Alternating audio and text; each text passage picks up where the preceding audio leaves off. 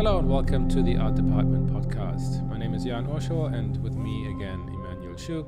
And we are at episode 25 and we want to continue one of the series we started last year, which is about inspiration. And this episode will be about cinematography, movies, something like that.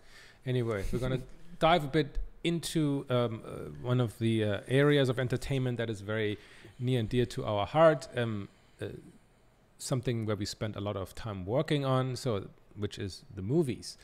And we picked kind of our top 5, and we initially made it about cinematography. But I think along the line, we realized it's really much more than that. There's always a very personal story, I think, attached to every one of the movies we chose. So it's not really purely about cinematography, right? So there's going to be a lot more than it. So do you want to start with your first one? Sure. I mean, I'm going to have a bunch of, I think, movies that most people probably don't know much about, and some that are super popular. So I don't know. Same for me. I mean, it looks like you already have something loaded up there. Yeah. So in the background, I have the first one, and I think it's everybody is familiar with it, right? And I do hope most people have seen it. And that, of course, is Alien, right? The first one. Yeah. And, so, that came out when I was really, really young. And I remember going to a friend's house and, it had a real big impact on me. I think as it does most people, right? Yeah, I mean, I didn't see this in the theater, but it scared the hell out of me. Oh, yeah.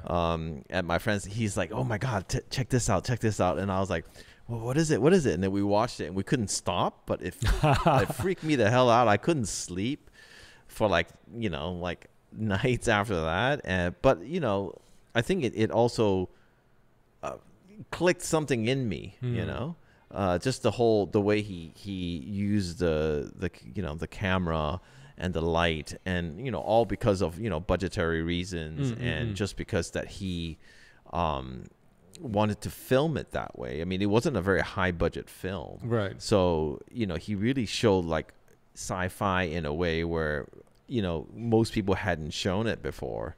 It was always like the previous movies were quite sort of funny. Right. I don't even know that, but I mean, because I was just watching another Alien documentary called Memory. Oh yeah, I saw that one. Yeah.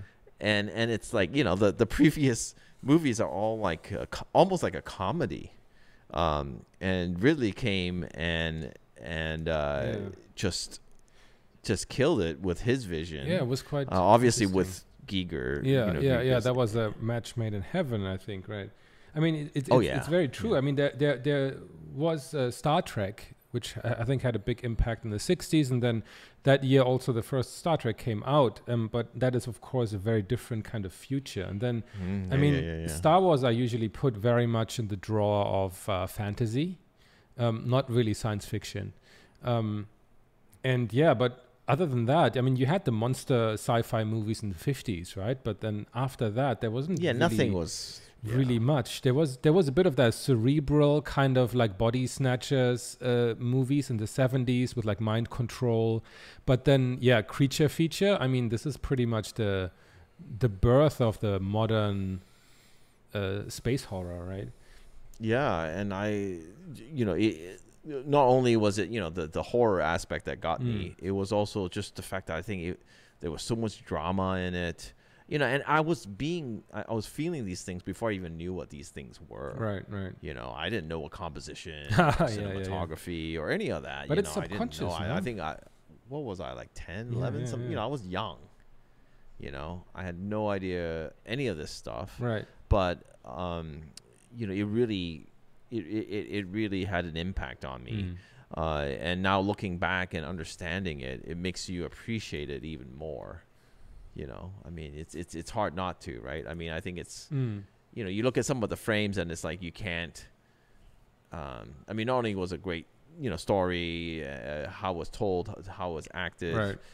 But it, in the composition of things, the lighting of things, the cinematography side of things is just pretty amazing. I still look at it and go, wow, you know. Yeah, I mean, it of course, holds most up people so do, well, right? right? I mean, because everything is practical. That is another Yeah, thing, right? if you told me that movie is coming out in a month, I wouldn't question it. Exactly, right. You know, I wouldn't be like, oh my God, that looks so old. I mean, and that's a testament, you know, like simplicity and design, not only in the design of it, but the shots, the lighting, you know, how they frame stuff. So this is definitely one of my sort of, you know, go-to favorites. But I mean, you know, everybody, you know. Yeah, no, I watch it a couple of times. I watch it at least once a year. Yeah, same because here. there's something about, again, the pacing, the cinematography, everything that just works so well together. And the funny thing is that I think it was, I don't know if it's true, but I think it was mentioned in one of the Dune documentary about the Dune movie in the 70s that was never made. And Jodorowsky's Dune? Jodorowsky's Dune. And I mean, he assembled like a crazy all-star cast, not in front of the camera, with like Salvador Dali, whatever, but also behind the camera. And a lot of the department got scooped up by Ridley Scott, and then made its way into Alien. So I mean, I think Giga as well, but Mobius. And now I keep on forgetting who did the hard surface design. What's his name? Now who did the DeLorean as well? Now I can't. He recently passed away. Now I'm really stuck here. Ron Cobb. Yeah, exactly. So there's a lot of talented people that got kind of shifted from one project to the other. And maybe, I don't know, that's a testament to the power of a good team here.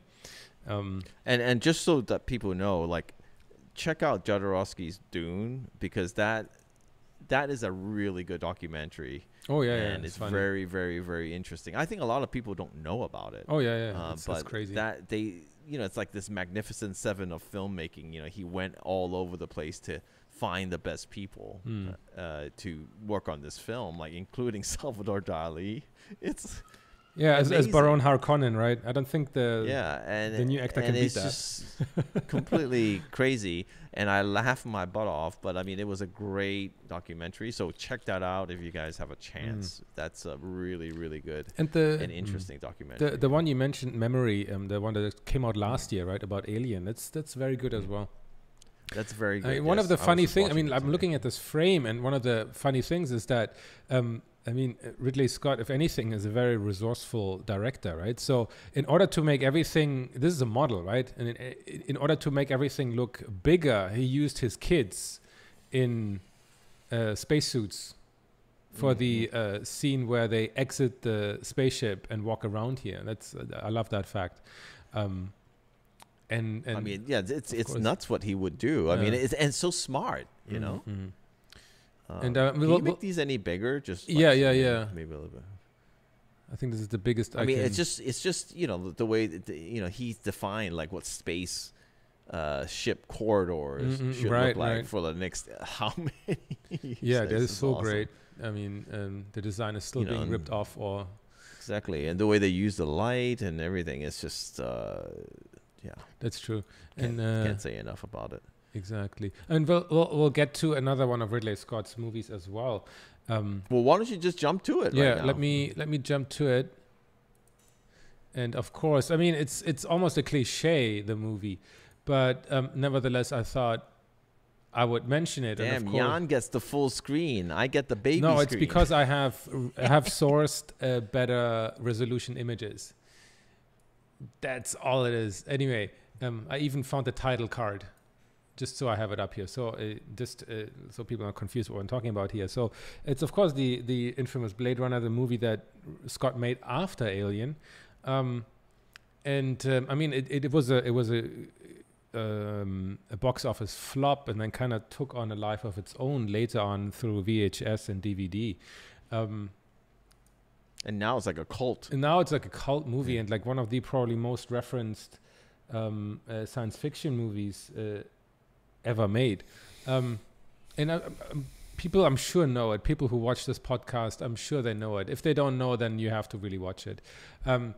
so it's kind of like transporting a film noir, like a gangster story, into the future, with incredible production design and a look to it, which was largely supposedly designed by one person, which was Sid Mead. I don't know how much of that is true, how much he really is responsible for every aspect of this production. I mean, there was the funny thing, right? I mean, I loved the movie just for its cinematography, and when I watched it first, which was probably my early teens when I found out about it and watched it, and I couldn't even, again, like you, I couldn't even articulate why I liked this movie. My parents said like, "Oh, this movie is so boring, like nothing's happening," but I was like, "No, but I like it," right? I couldn't really articulate what it was. And so I watched it again and again, and later on, of course, when the all the documentaries and everything came out, I revisited a lot again and tried to pay more attention to all the little details. And it was quite, again, about learning about the resourcefulness of a director, of how he had a very tight schedule, low budget compared to today's standards, and how he had to make do with a set that was often used for something completely different.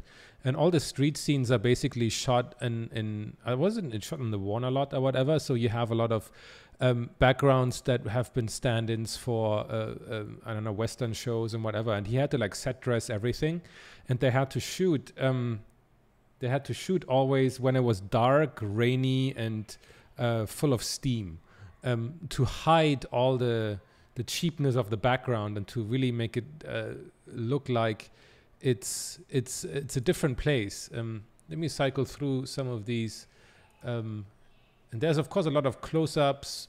Again, it kind of opened a new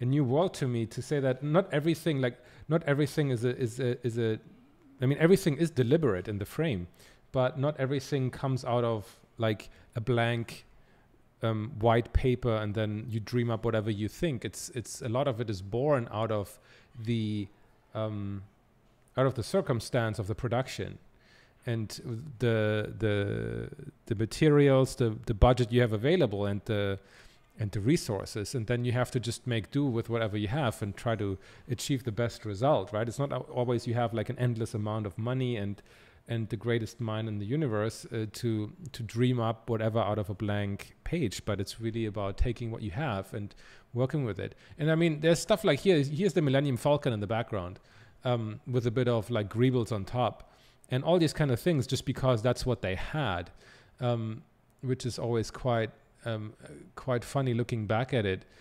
So there's a myriad of documentaries available on this movie, and I highly recommend guys watching it. And let me ask you a question real quick. So in your terms, what do you think cinematography is?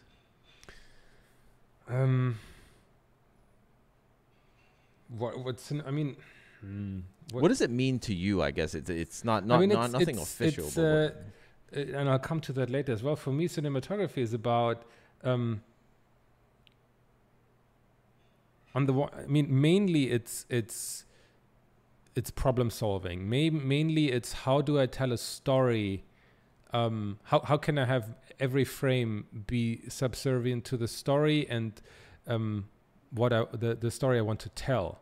And that story is not only in the traditional sense of like character A talks to character B, but it's also about how do I tell the story of this dystopian future, right?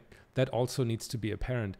And I mean, there's some not so good photography in the sense of like it doesn't tell the story right. It's pure eye candy. It doesn't have any purpose. And that's when you get like very polished products that have no heart and no soul, that doesn't connect with the viewer.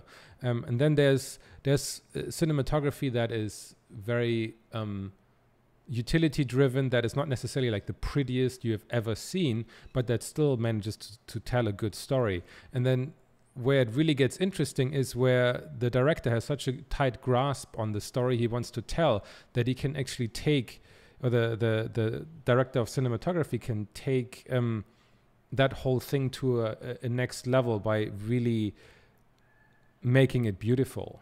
And then when you have when you have like a really good balance of a beautiful product, and that achieves exactly what it sets out to do, like tell the good story, then you have something really, I think, special on your hands. But if the balance tips to one or the other, you end up with a inferior product, I think. I don't know. That's just my thoughts. What do you think? No, yeah, it's good, because I think a lot of people, they wonder, they may, because I've mentored a lot of people and taught people, and I said, hey, you really need to look into cinematography. I mean, even with Scott from last week, I would say, well, look into cinematography, and I realize a lot of people, especially illustrators, they don't really understand or really get cinematography because it's not really sort of their medium. But when you're trying to get like a film job, or trying to do concepts for films, I mean, you kind of have to understand that. Otherwise, it's really hard to make something look very cinematic. Right. Because you have to dissect what I mean, obviously you're not trying to be a director in the sense that you're not, pulling a whole movie together. So you're trying to be a cinematographer, kind of, to make sure you're telling the story with the right angle, lensing, lighting, all those things, right. Camera work, although, in a still, you won't see too much of that. So I think it's really crucial. And I agree with what you said about, that's pretty much what I think it is. But I think it's actually very important that people know how important that is. And how difficult because, it is. Right? It's just, if you don't understand this, then, and you want to work in film, it ultimately, the more cinematic you can make your stuff, I think the more the director will look at your work, or the production designer, and say, well, you're a good fit, because, I can trust you to make it look like a film. Yeah, there's also, I think, a lot of things of like mistaking. To make something cinematic, the mistake is to rely on the technicalities of it. To say like, oh, you need a certain aspect ratio, you need a certain lens, you need a certain this, a certain that, when really that's not the case. I mean, there's so many examples in the history of film that they look all cinematic, but it's they have different aspect ratios, different lenses, they're black and white, they're in color, they're this, they're that, they're very washed out, like lots of grain, others are very clean. So there's really... That's really, there's a certain look to it, but it only is the secondary aspect, I think. Yeah, as long as it serves the story first. Exactly. That's...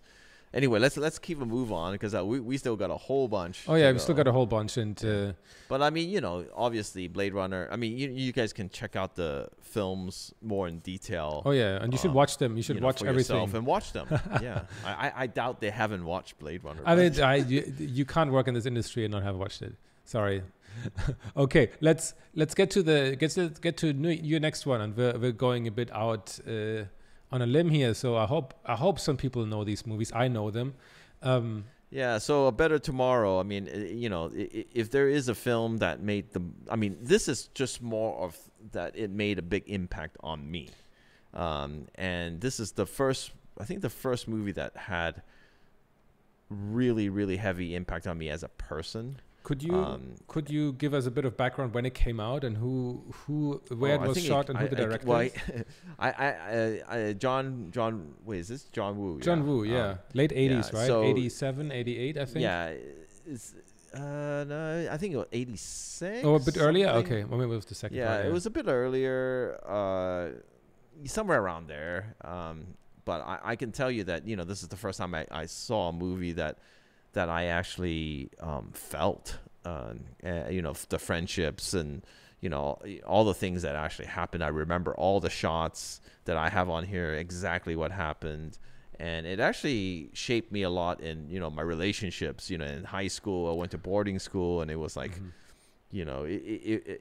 this was a big deal to me, this movie. So so in no other, I mean that's really what hit me on this one, and you know, looking back, it's not like the most cinematic movie, but I think whatever it did, it served, you know, the story, and it really, I mean, it really made an impact on me. Right. So it's like I mean, Have you've seen this? Right? I've seen all three of them. The second and third are not that great, right?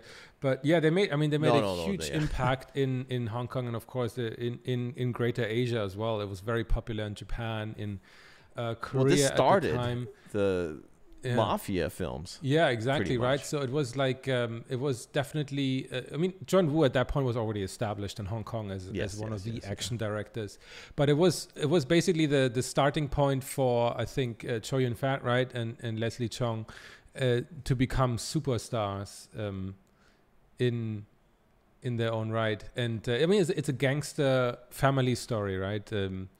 Set in 80s Hong Kong. Well, it's just it's really about Chow Yun-fat and his sort of brother, right? Like real life brother, and then his, you know, mafia brother, and it's about their relationship, and you know how he comes back from, you know, I'm not going to ruin it for anybody, but it's just it's a really, I mean, to me, it's a really great story, and I would recommend anybody to go see it.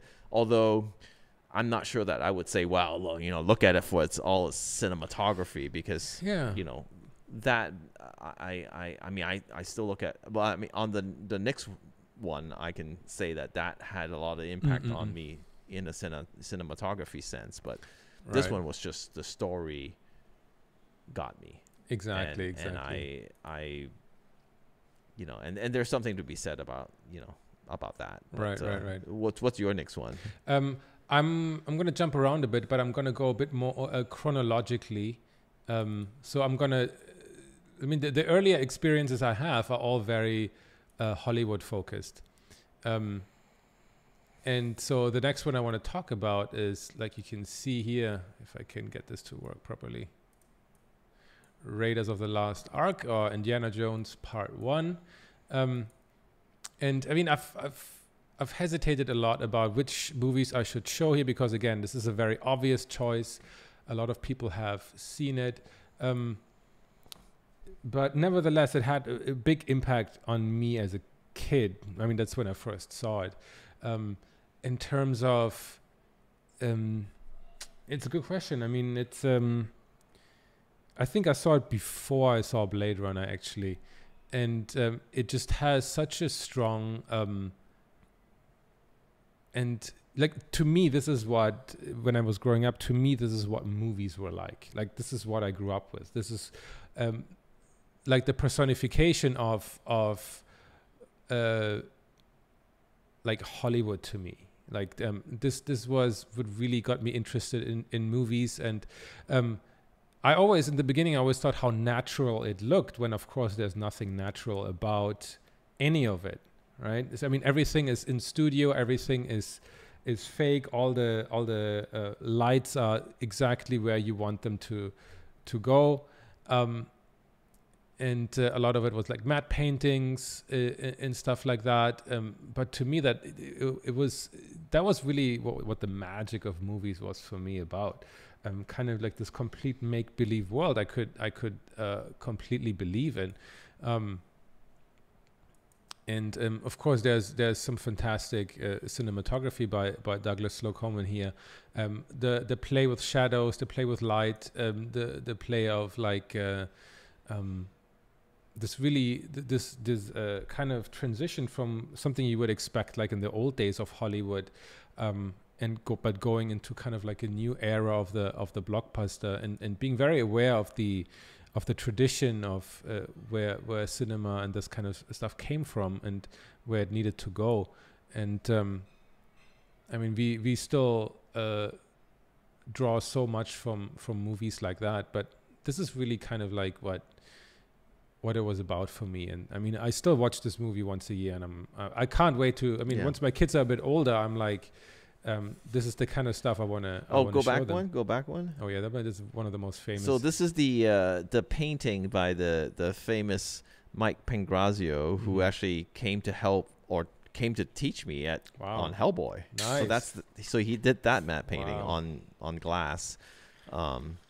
But yeah, I mean, so for you is Raiders, for me is The Last Crusade. Yeah, really? I don't know why that one has a special place for me. I don't know why. That's the one I interesting. watch every year, It's an or at least a interesting one. couple times a year. I love all three of them. I don't even want to talk about the fourth one. Oh no, the fourth one doesn't even count. But there is something about. I mean, this is like the opening sequence is one of my all-time favorites of anything, any Raiders. movie ever made. Like the opening sequence, and without really any words spoken, the characterization of Indiana Jones, and that one is just absolute magic for me. That without any words spoken, without really him having to do anything, you know everything this person is about, and that is just pure like mastery for me. Yeah. Well, And it I mean, everybody's gonna have all this. of course, right. But for me, it's like Indiana Jones 1. For me, it's like the first Star Wars, A New Hope. Like I say it openly. I'm not a big fan of Empire. That's for me. That for me is where Star Wars got silly. But the first one is really. I mean, it's always kind of like the first one, the first movie for me. When it's fresh, when it's new, when there was no idea of like, oh, let's make a franchise out of this, right? The first Matrix. Let's have our hopes. Yeah, I mean, up for the fourth, I didn't but- want to bring Star Wars. Up because I was like, because that's like everybody. I mean, that's the first sort of thing that you can relate back to sci-fi and I saw in the theater. But I was like, that's that's everybody's seen that one. Yeah, exactly. I don't want to. Cool. Okay, so let's go back to yours. There's still a lot to see, and I mean that one is also one of my All right. favorites. Well, yeah. So let's go. So this is The Big Blue by Vim Venders. Luc Besson. Yeah. And I mean, it came at a time again that when I saw it, I was really touched by it. Because I grew up in water and doing a lot of water sports and swimming and all that stuff, and with the ocean I had a bond, and I think this movie really kind of portrayed that to a certain sense. I mean, he bond with sea creatures and just being one with your inner self and being able to do the things that you're destined to do. But I mean, I also at that time I was already kind of doing photography, and I really started already to appreciate. I actually really enjoyed the cinematography in this film, as well as the content and how the story was told. But I mean, I thought it was just amazing, how he framed things and just how you could take free diving or and show it in a way where it's just like I've never seen that before, and I just really enjoy. And we were talking about like the bedroom scene. Do you have a frame here? Oh yeah, here. Yeah, so it's a he's in a dream here, but I mean it's just a lot of stuff that this is like back in the like late 80s. Yeah, 88. Yeah. So it's like a lot of this stuff is not there's no CG. Yeah, it's all practical. Yeah. And it's just really well done. And it like we were saying, it really served the story. All the stuff, the how it was framed and the lights that were used, and I just I still look at the movie again and I still feel it. So this is definitely one that's close to home for me. Yeah, it's a great movie. It Great acting. Go ahead.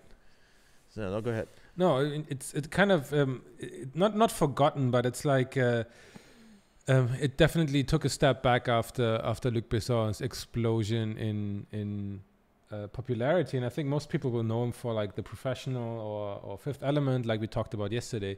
But I know this movie. Was this before The Professional? Oh yeah, way before. Professional was 94. Yeah, so I mean he wasn't that well known on this one. Yeah, I mean in France maybe he was quite big because I mean La Femme Nikita or Subway, I mean, they were really, I think they were big hits in France, no? And I think at that point, it took maybe for a director a bit longer to get internationally known and drawn into Hollywood. Back then, I mean, now it happens a lot faster, but I mean, I knew him for sure before the Professional came out, because I saw that one in cinema, I remember. But yeah, I mean, for me, this movie is really a lot about, I think I mentioned that to you yesterday as well, about the marriage of music to the image, because it has a very evocative classical, not classical, but like a classic soundtrack by Jean-Michel Jarre. And it's really, I mean, you cannot see this movie without the soundtrack. It's impossible. It's like so intermingled. And please, if you haven't seen this, go see it. It really Give it a is chance, worth. yeah. It really is worth it. I can't say enough about it. And yeah, I still remember the music right now. So it's exactly. It's a good one. All right, I'm very happy you brought that one up. That is really good. So I'm gonna go to the last one of the Hollywood bunch here, and it's more like, again, the movie is kind of like not in itself the best ever the director did, but it's kind of symptomatic for a certain time in my life and a certain.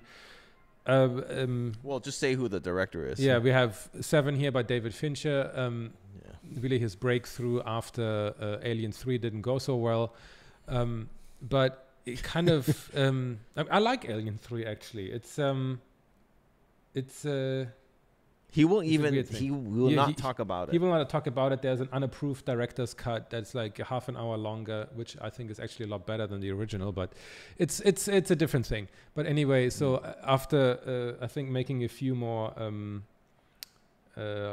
music videos, he finally I think he's still best known for this one, or maybe Fight Club. I don't know. It for me, this is all that 90s Hollywood is about, and I mean, this is still one of the best Hollywood movies I think ever made. And what I came to admire is the precision, the perfectionism in pretty much every frame of this movie. How incredibly well done it is. And I think the director of photography is the son of the guy who did Blade Runner. So there is a certain, I think, DNA in both of these movies that link them together in a certain sense. And I mean, it's. Go ahead. Yeah, sorry. No. It's I mean, yeah, for me, it's like the incredible precision and incredible beauty for what is essentially a very ugly movie, ugly in its thematic and its hopelessness and everything. And I mean, down to even the darkest frame, everything is incredibly deliberate and exact and very rich. Anyway. You know what I was going to say was just that obviously I remember this movie, and this is definitely not a movie I'm watching every year, just because it's freaking yeah. Like I'm not going to give any spoilers, but it's just one of those things where it really, the choice in cinematography and lighting and palette completely put me in a place of like discomfort, but it was meant for a purpose. It was done to make you feel that way, and I still remember the shots. I still remember the rain. Yeah, exactly. I still remember all the time. You can't forget it, and that is really successful. And I think that if you can, have your work reflect some of that, wow, that's. Because I think a lot of people don't realize how much color grading and palette, lighting, composition, all these things have so much to do with your image. Right. That it's, it is a big part. And it really served the story because they were very deliberate in making, not only framing it perfectly, but putting you in a place where you felt horrible. Yeah, and I mean later I found out a couple of things about Fincher himself, how he loves to do takes again and again and again until he has the perfect framing, the perfect performance that he wants, and it will tire out everybody apparently. As he goes to great lengths to capture that, and even then afterwards he will do a lot of adjustment in the frame to get exactly the kind of stuff he wants, and that showed me just how much effort it will take. You can't just take a picture and then that's it. You have to do a lot of. I mean, he does a lot of work afterwards to get it exactly to the way he wants to, and I mean, yeah. Sometimes I wonder. Because I always had this confusion, and I think probably a lot of people have this confusion, is like how much of cinematography is the cinematographer and how much of it is the director? It's a good question. Right? I think it's a bit of everything, no? I mean... Because, if you're the director and you see something being framed and you don't like it, you're going to say something, right? I mean, you're going to be like, hey, I don't But like I mean, that. you need to trust the people you hire, right? And you really have to have a tight relationship with them to say like, okay, he needs to do as I want him to do, as even though I'm not constantly looking over his shoulder, right? So but yeah, I mean that's I think why a lot of times like the duo of like a director and director of photography, they meet very early on in their careers. They kind of often stick together for a long time if they feel like there's a lot of synergy. There's a lot of like they complement each other a lot. So you will see that a lot. It's no accident that they end up film after film together because they have a shorthand now. Okay, yeah. Exactly. So that happens as well. But look at these frames. Like you can't choose a bad frame. Yeah, it's like everything is like so amazing. But of course, it's painstakingly done. This is not an accident, right? But anyway, so I'm gonna stop talking about Hollywood now. And do you want me to do another one? I think I have a few more than you do. I mean, I can do. Go to The Killer. Okay, if you can. Let's go down here.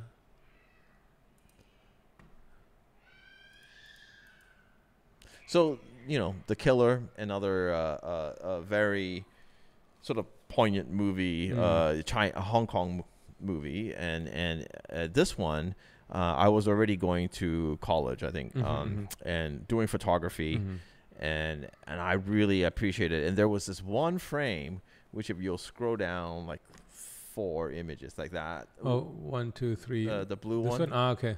Yeah. So you can just zoom in a little bit on that. Yeah.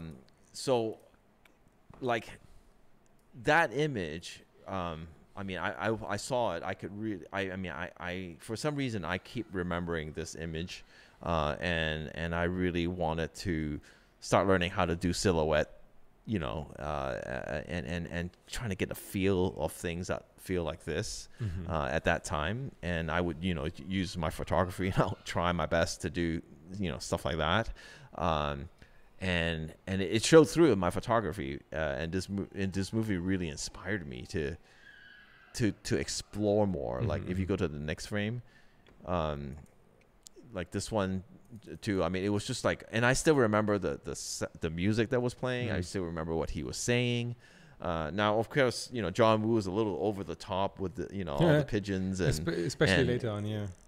Yeah, I mean, it just gets a little bit too much, and the story itself has issues, but there's some parts that I can't forget, and it's kind of built me up in terms of the way I like to do my framing, and I think that all the things you've seen me bring up is kind of this big pot of stuff that's mixed all together, and it's created somebody like me and that does what I do. So this movie had a lot of impact, cinematography wise, but also also there were parts of the story that I enjoyed, but ultimately it was a little too over the top. I mean, you've seen it, right? Yeah, of course. Yeah, I mean there's great scenes in there. but yeah, that was a bit late. That was in the mid '90s, right? I think, or early '90s. And then he also did Hard Boiled, which was great, I thought. But yeah, there's really, and then the infamous, always like candles in a church with pigeons, that kind of thing. That Yeah, he even brought that to like a Mission Impossible 2 with the pigeons. Oh, and yeah, I was like, yeah. no. That was a bit too much. Was it pigeons or doves? Doves or something. One of those. White flying animals. But yeah, that's a good one. That's a good one. Yeah. If you watch it, take it with a grain of salt. yeah. But I mean, this shaped me is all I can say. Yeah, no, that's and I very think I only important. have That's very one more, important. so we could either just do that. We'll get to it because I also have one of the director. Okay, go. So do that. I'm gonna now. So mid '90s was a bit when I not turned my back on Hollywood, but I really looked at to like what more is there, what more.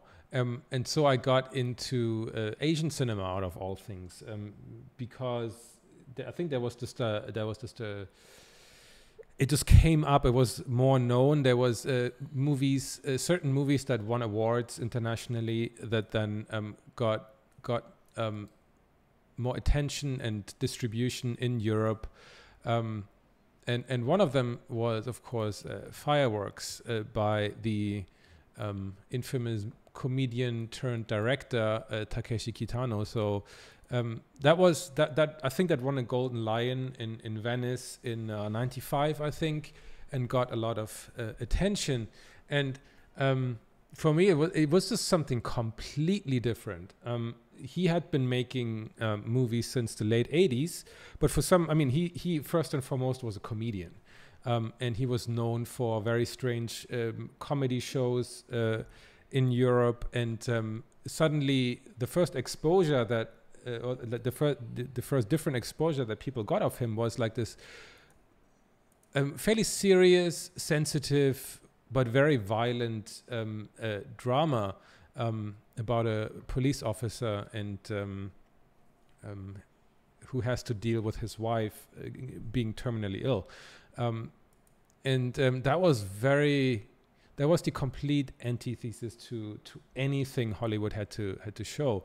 And that kind of really opened my eyes to like the wider world of cinema, that you can do things very differently to how Hollywood shoots his movies. The lighting a lot more natural, the framing very different, very like one point symmetrical, like this full on shot, something you've never really seen in Hollywood, and interspersed by a lot of paintings that are done by one of the characters that is in a wheelchair, but which are really the paintings that Kitano did himself.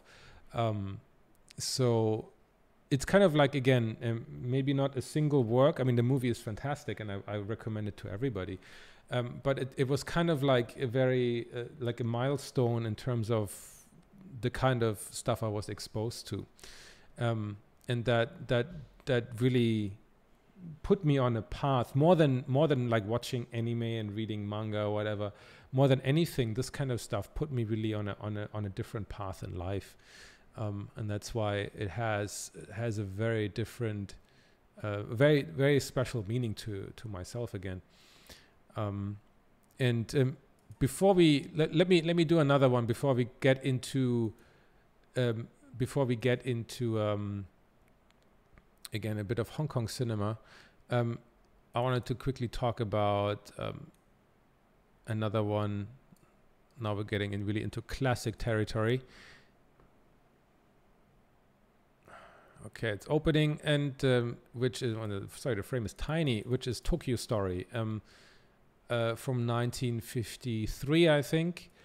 So we're really talking about a classic here of world cinema, and by a director called Yasujiro Ozu, and he's very famous for really dealing a lot, because he did movies from the 30s to the 60s. He dealt with a lot of post-war development in Japan, also a lot of urbanization, people moving from the countryside into the bigger cities like Tokyo, and that's what the story is also about parents coming to see their kids in Tokyo and being confronted with how different life has become in the 1950s.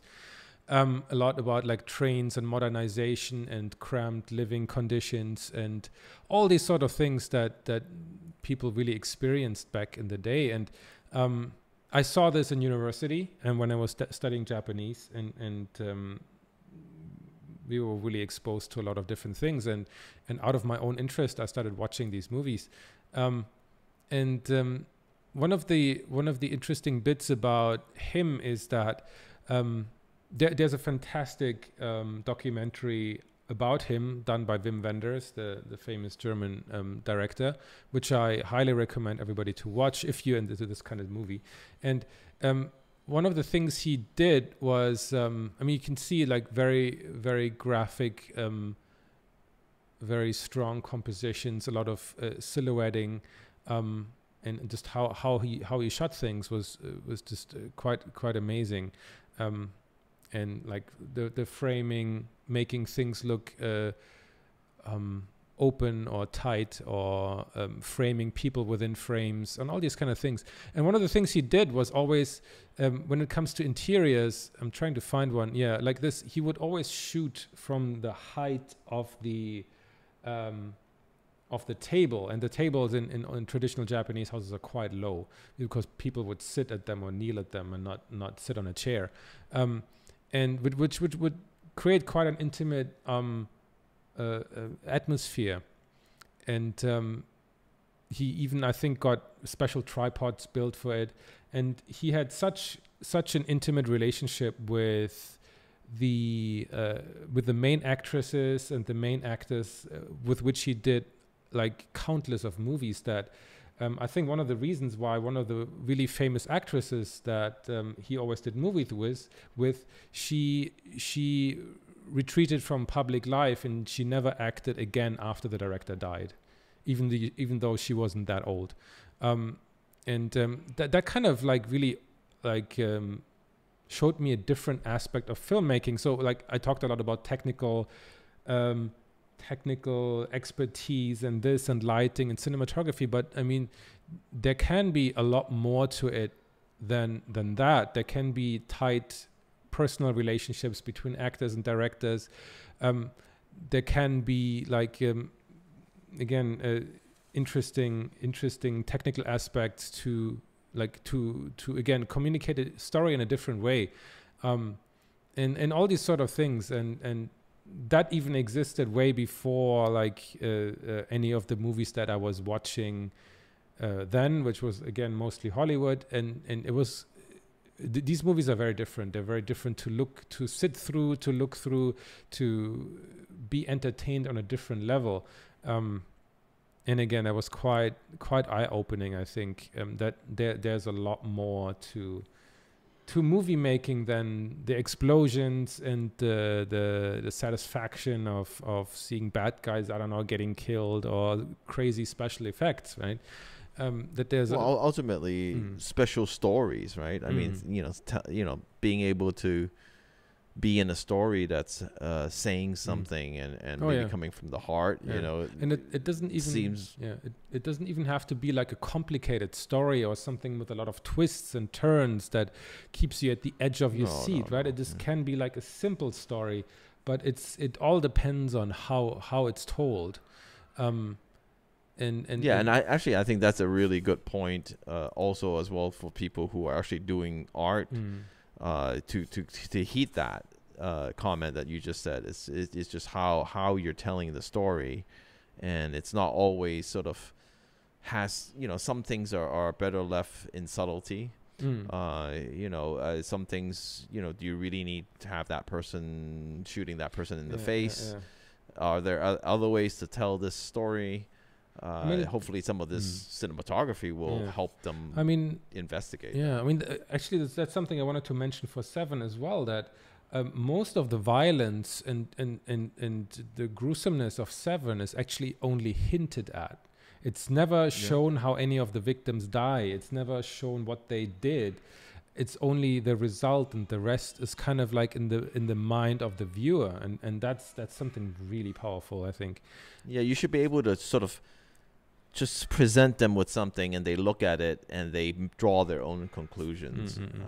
But you give them a little bit of a helping hand. Exactly, just enough. Cool. Let's move on to your last movie, and then I have also something by the same director, but a bit earlier, I think. Okay, and then we'll wrap it after that, I guess. I have one last step that I want to talk about. Sure. But then, yes, cool. Okay, so you have The Grandmaster. Yeah, so Grandmaster by Wong Kar-wai. Yeah. I've always loved his, all the cinematography that's gone on with his films, and I think it's, I don't know if the same person, but it's usually the same kind of look.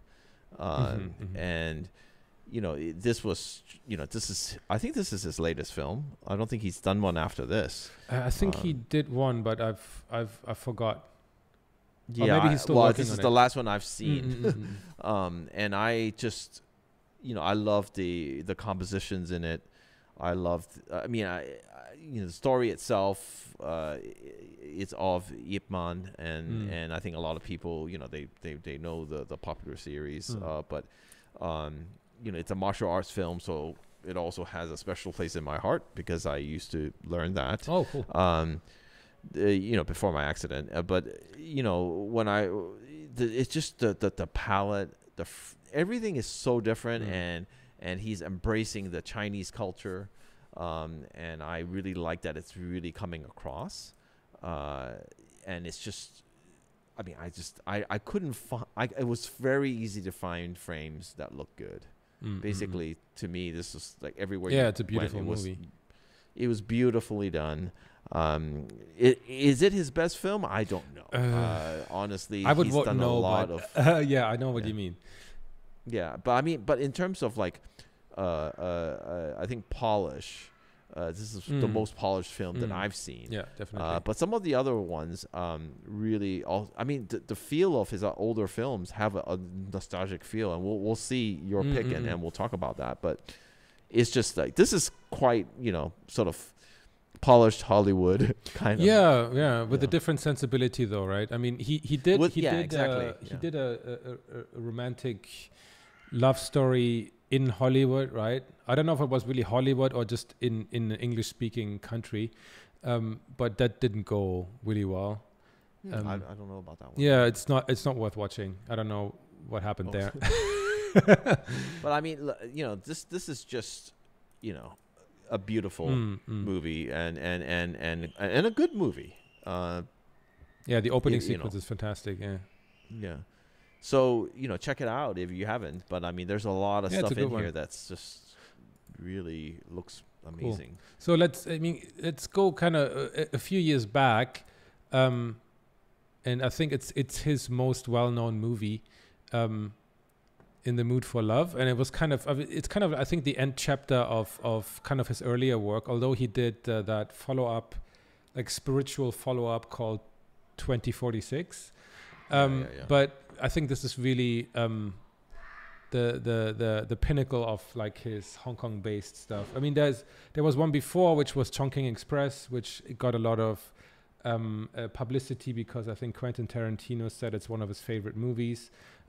It's also worth checking out, but this is really again there is such a tight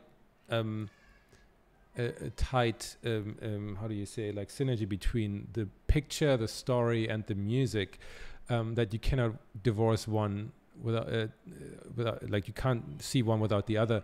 And I mean, it's essentially a love story between two married people living in Hong Kong in the 60s, dealing with all sorts of, again, societal pressure and living conditions, and what your parents expect from you, and these kind of things, and it's just incredibly rich. And I think it has the same cinematographer, which is like an expat Brit called Christopher Doyle, and I think he did The Grandmaster as well.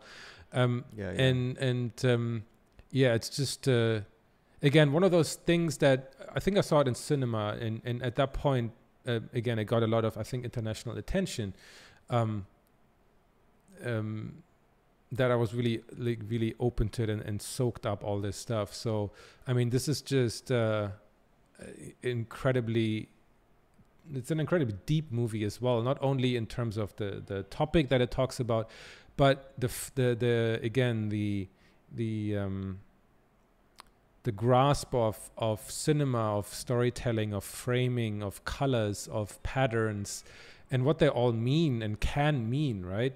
The use of all these techniques while you have to work in like tiny spaces with like mirroring and framing and shooting through other objects and all these multiple layers of, I mean, maybe it's just imagined meaning, but I mean, for me, there's a certain amount of like not everything you see in a frame is 100% deliberate. I feel there's a lot of stuff which is more of a feeling, but also a feeling that the director of photography or the director himself can like realizes is there, and that they know how to amplify and then how to evoke the right emotion in the viewer. But then at the same time also leaving more room for interpretation, because I mean there's a certain satisfaction if you leave. I mean, for me personally, like I don't like movies where everything is spelled out. Like that's why I'm not a big fan of, like, let's say the recent like Star Wars stuff, because it kind of fills in all the gaps of the mystery. Whereas I think a good movie needs to be deliberately murky in its storyline or in its framing or whatever, that it leaves room for the viewer to add their own stories to it. And that's why not everything has to be spelled out. Not everything needs to be clear on screen. It can be in as little as like an expression of an actor, or like in the darkness in the background, right? And I think these subtleties is really something that is present in this movie, and also in something I'm going to show in a second here. So I mean, this is well. Really, let me please. I have something that's kind of interesting to add. You know, exactly with your point. You know, he had a photographer on set, you know, in some of his earlier movies, and it's a guy named Wing Sha. I just dropped it on the chat for you if you want to look at it, but. The thing is, there was a very funny story. He's been his photographer for a long time, like, you know, photographer, you know, shooting the sets and all that kind of stuff. And he would say that there was one time at the beginning where he shot it, but he didn't really know how to use the camera that well, so it was out of focus. And that's all he had. And Wong Kar-wai saw it and loved it, and that became sort of the feel, like a little bit of out of focus was his signature, this photographer.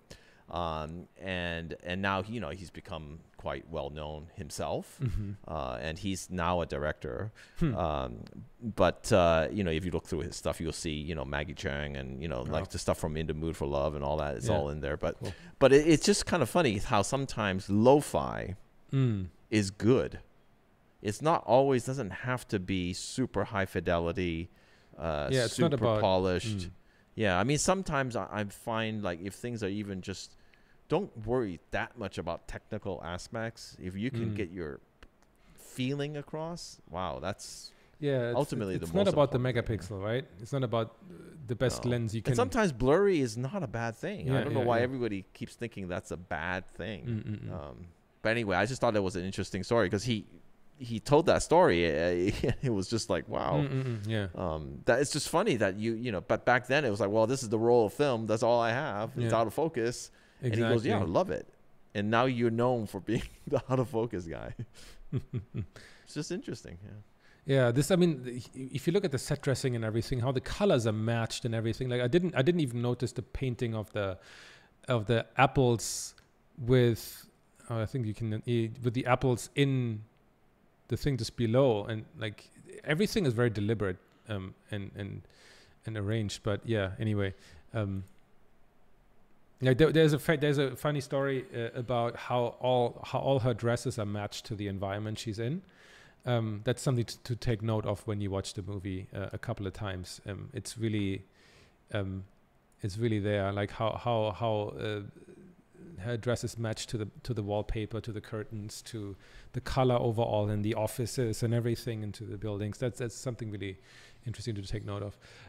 So I'm gonna make a bit of a jump into actually now at least in my internal clock, we're like at the late 90s, and we're jumping now into the early 2000s.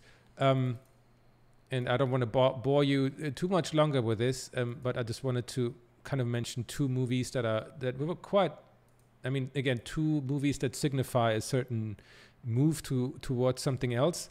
The one is Memories of Murder, by the now super famous Bong Joon-ho, who just won the Oscar for Parasite.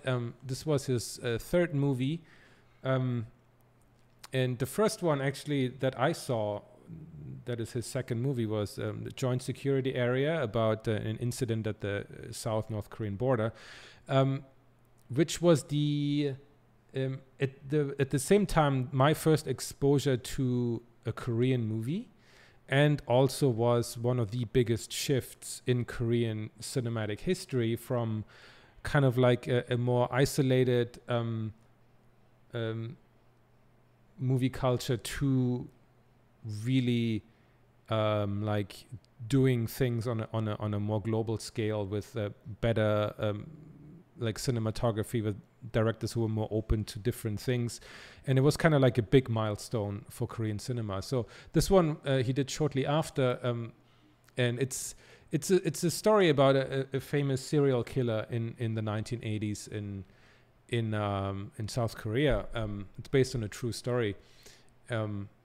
And it's kind of like, I feel like in a way, I think it's influenced by Seven, but it's added with a good dose of humor, which is something that the Koreans do exceptionally well. That they can combine a story about a serial killer with sort of like almost like a slapstick style humor that neither makes the movie into a comedy nor detract, like it doesn't make it too funny but not too serious either, but it manages to do that so well, and it's one of the trademarks, I think, of that director and of Korean cinema in general. It's I mean, the cinematography is great, the story is fantastic. It opened again like my eyes to a different side of cinema, because Korean cinema is quite different from Japanese cinema, and again quite different from Chinese.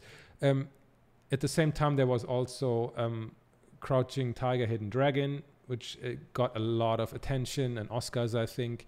And each, like you can kind of always like say from a more distance, you can say, oh, Asian cinema, but you really have to realize that all of them, whether it's Thai, Vietnamese,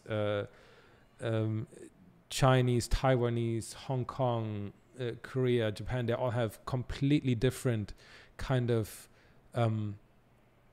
approaches and ways of doing movies and telling stories. And there's a lot of, like, because of all the very turbulent recent history that Korea had, there's a lot of politics, a lot of stuff involved, and often these movies are used as a way to break taboos and to go beyond the norms accepted by society.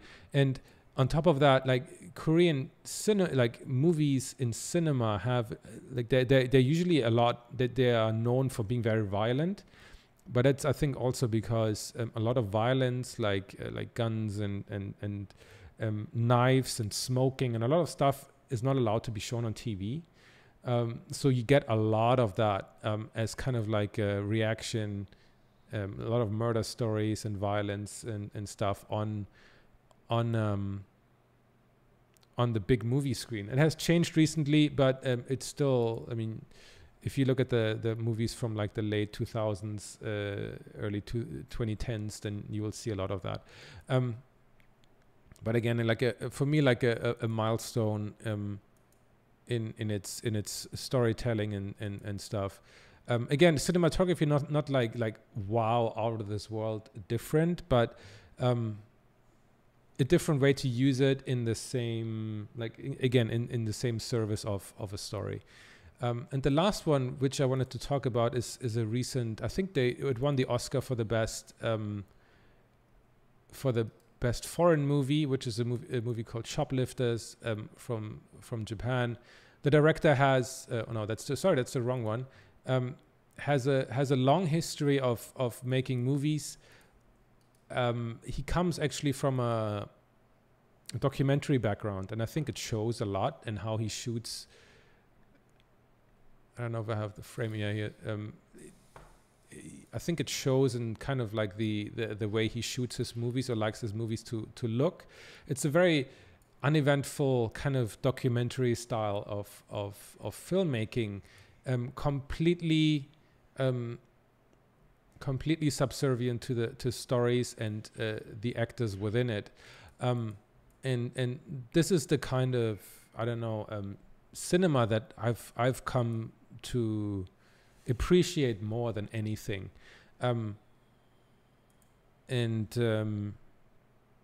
Like really taking all the gimmicks and everything away from the cinematography, still making it look good, right? There's still a lot of skill in set dressing, in costume design, in framing and blocking and all these kind of things, but it really takes a step back. Like gimmick away in what way?